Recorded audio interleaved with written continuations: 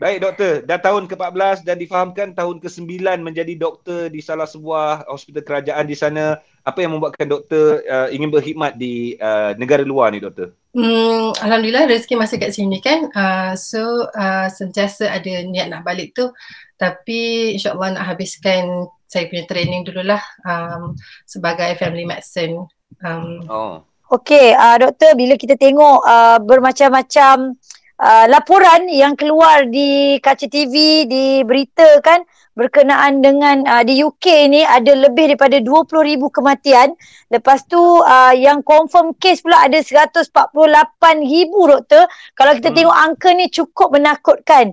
Berbanding dengan negara kita Malaysia yang kita rasa risau ni, tapi sebenarnya dekat UK lagi ramai. Mungkin doktor boleh cerita lebih lanjut sikit sebab kebetulan doktor memang bekerja di hospital kerajaan di sana.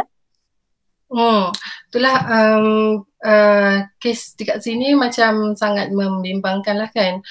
And seperti yang semua orang tahu, UK ni dia buat lockdown tu lambat sikit. Sebab awal-awal tu diorang ada kepercayaan untuk membina apa kita panggil herd immunity lah. Yang diorang rasa supaya semua orang dapat and kita akan develop immunity dalam badan. Tetapi sebab kita tak tahu kan COVID ni macam mana, so tak tahulah teori diorang tu betul ke tak to start with. Kemudian lepas diorang tengok negara-negara lain dah start lockdown semua, baru kita orang start lockdown. And sebab itulah kita orang lambat sikit startnya. And kita orang tak adalah buat contact tracing macam kat Malaysia tu. Kalau macam ada case contohnya dekat satu gathering, kita orang takkan trace semua orang and takkan screen semua orang. Kenapa doktor? Sebab itulah adalah keputusan yang diorang ambil kan, untuk hanya test kepada orang yang sangat-sangat tak sihat lah, yang dimasukkan ke hospital sahaja. Kita orang takkan screen orang luar. Maksudnya doktor, kalau kita tengok dengan numbers yang telah pun ditunjukkan kepada media, berkemungkinan numbers tu meningkat sebab ada yang mungkin tak datang buat pemeriksaan dan sebagainya doktor. Betul. Mungkin. And numbers tu kita tahu adalah numbers yang daripada hospital sahaja. Kita tak test dekat orang community. So number yang kita dapat daripada UK punya statistik adalah number yang orang ditest di hospital sahaja. Right. Kadar kematian juga adalah kadar yang di hospital sahaja. So kita tak tahu apa yang terjadi dekat community kan. Mungkin lagi ramai numbernya, tetapi juga number untuk yang sembuh dan discharge pun hanya skewed kepada hospital saja, sebab lagi ramailah orang yang sihat dekat community yang tak pernah masuk hospital kan. Rekod dia dekat hospital je rupanya. Tapi doktor, mungkin untuk pengalaman peribadi doktor sendiri 9 tahun bertugas di hospital kerajaan United Kingdom, adakah ini pengalaman yang paling besar yang mungkin doktor alami? Ataupun ada lagi situasi yang doktor rasa macam lebih besar daripada COVID-19 ni? Rasanya COVID-19 inilah yang paling besar, yang paling mencabar. Bukan kepada saya sahaja tapi kepada seluruh dunia kan. Dia macam bagi kita gegaran kan kepada dunia ni. Memang COVID-19 inilah yang paling rasa kiranya saya tak pernah emotionally unstable selama 9 tahun saya bekerja sebagai doktor ni. Unlike sekarang ni lah. Okey, dan kalau kita lihat berbeza dengan Malaysia kan, Muaz Haji, sebab Malaysia dah tahu dekat satu komuniti tu kita akan pergi cari supaya takkan ada penyebaran kan. Tapi di UK berbeza. Okey, doktor nak tanya juga, kalau di sana adakah kerajaan akan menentukan hospital mana yang akan uruskan pesakit COVID-19 ni? Kita orang tak ada centralized hospital yang macam contohnya macam Sungai Buloh kan, macam semua positif kita masukkan ke satu hospital, tak ada. Kita orang memang setiap hospital tu akan deal dengan diorang punya patient sendiri. So seperti saya punya hospital district hospital. So infectious disease department memang tak ada. So memang medical department yang jaga COVID patient ni. So kita orang akan deal dengan patient COVID kita orang punya sendiri. Kita orang tak akan transfer patient yang COVID kepada hospital lain. Jadi doktor, mungkin SOP rawatan di UK ni adakah lebih kurang sama dengan Malaysia? Sebab kalau kita tengok kat Malaysia ni ada orang kena buat ujian, ada kit yang telah pun digunakan dan sebagainya. Bagaimana di UK, doktor? So UK ni patient yang ada symptoms, diorang akan call 111, and then 111 ni dia akan macam paramedik, diorang akan advise lah patient ni unwell enough ataupun sangat tak sihat untuk ke hospital atau hanya dinasihatkan untuk duduk di rumah. So kalau 111 ni rasa patient ni sangat tak sihat, so dia akan suruh ambulans untuk ambil patient ni dan bawa ke hospital. Dan bila bawa ke hospital akan di-assess oleh doktor, and doktor akan decide okay, patient ni kemungkinan akan COVID. So baru kita orang akan swab patient ni untuk testkan COVID ke tak lah kan. And then patient ni akan dirawat dah di hospital.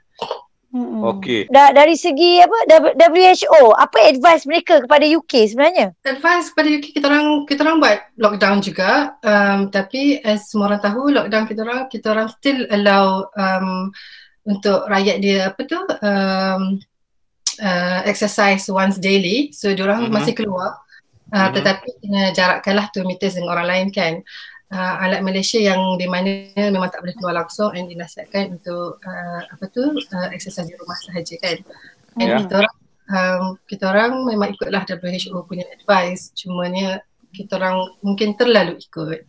Ya, doktor, saya ada terbaca mengatakan UK antara negara yang nak umumkan bakal menerokai vaksin COVID-19 ni. Mungkin doktor boleh kongsikan sesuatu yang mana yang doktor tahu? Apa yang saya tahu, diorang memang tengah bekerja keras lah untuk cuba mendapatkan vaksin ni. And tapi rasanya diorang telah bagi kepada seorang, itu as far as I know, and so far masih gagal lah vaksin yang diorang bagi tu.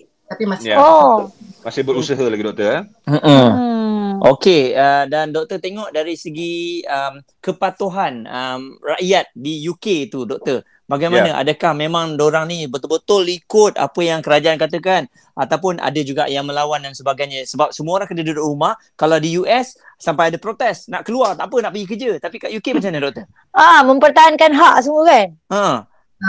Kat sini alhamdulillah nampaknya diorang ikut, tapi seperti yang kita tahu UK ni kan ada 4 season. So cabarannya adalah sekarang ni tengah spring, so weather sangat-sangat cantik. Nak keluar lah tu. Panas, tak terlalu sejuk. So rakyat UK rasanya sangat tercabarlah dengan nampak matahari keluar, sebab selama di winter diorang tak ada matahari. So ada jugalah rakyat jaga yang melepak-melepak di taman-taman kan. So polis akan doktor, kebanyakannya kan pesakit COVID yang meninggal tu adakah sebab dia sakit kronik ataupun memang betul-betul kerana COVID-19 ni doktor?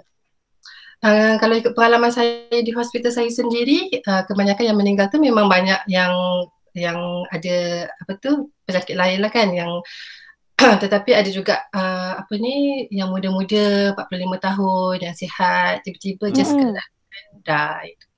Maknanya simptom dia untuk COVID-19 ni memang sama doktor di seluruh dunia? Sama. Okey, doktor, mungkin dari segi pengurusan mayat untuk mangsa COVID-19 ni, bagaimana agaknya di UK doktor? UK ni diorang banyak cremation kan, macam bakar. So memang and mostly rakyat diorang memang akan bagi 100% lah hospital untuk involve dengan mayat tu. So kita orang memang akan limitkan visitor, and usually ahli keluarga akan visit time diorang betul-betul nazak, and lepas tu memang hospital lah yang akan uruskan jenazah tu. Baik, setakat ni memang tak ada lagi Muslim yang meninggal ya kat sana doktor? Ramai Muslim meninggal. Ada. The first 10 doctors yang terawal meninggal pun kebetulan semuanya Muslim. Alright. Dari segi juadah makanan berbuka puasa Ramadan ni, bazar dah tak ada doktor Tak ada. Tapi kita orang ada community Melayu juga kan before ni. So before ni kita orang adalah bazar, tapi tahun ni tak ada bazar. So semua buat sendirilah kat rumah. Yalah. So barang-barang semua doktor, sebab kita tahu kedai mungkin ada yang tutup, ada yang buka. Dia sekitar jam berapa doktor? Dalam pukul 6 paling lewat diorang buka. 6 pagi, 6 petang. 6 petang diorang dah tutup. Oh, buka puasa pukul 8 lebih. Okey, Faham. doktor, mungkinlah kebetulan kita nak temu bual doktor ni bukan senang kan. Adakah doktor sebenarnya membuat perancangan untuk pulang ke Malaysia pada raya tahun ini sebelum COVID ni lah? Oh, ada. Saya dah beli tiket dah. Tapi tiket saya telah dikanselkan. Dan saya berjaya dapat arrange cuti selama 3 minggu. Sebab susah kan nak dapat cuti. Dan tahun ni alhamdulillah dapat. Tapi tak apalah, Allah yang merancangkan. Ya. Tapi so, dapat refund balik tak duit tiket semua, doktor? Diorang suruh tukar tarikh, tapi tak tahulah lagi bila kan, sebab kena minta sebab cuti sekarang dibekukan. So memang susah lah nak cari tarikh baru. So saya ambil flight voucher dululah. Tapi yang cuti doktor 3 minggu tu, doktor macam mana? Kembali bertugas ke ataupun ambil je cuti tu? Kembali bertugas. Better kembali bertugas lah kan? Sabarlah. Ke kampung halaman nanti. Sabarlah. Sedih. Kalau doktor balik pun tak boleh pergi mana-mana. Sama juga. Sama lah macam kami ni. Ya. So adil lah untuk saya dengan semua. Adil lah, betul lah.